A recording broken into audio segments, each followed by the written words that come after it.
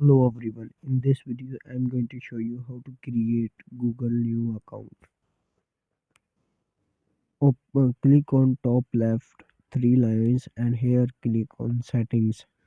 After that click on Google services or accounts. Here click on you on Google.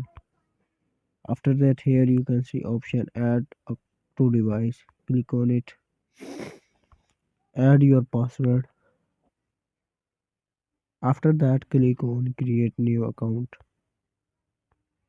Click on create new account.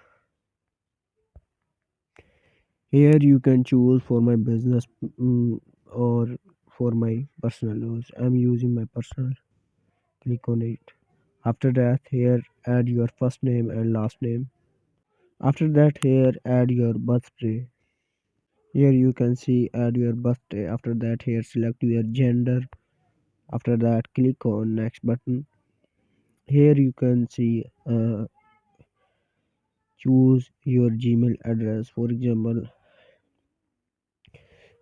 I'm choosing this and click on next.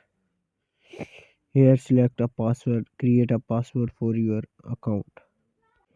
After that click on next button. Here you can say your account has been created. Click on again next. Here click on agree.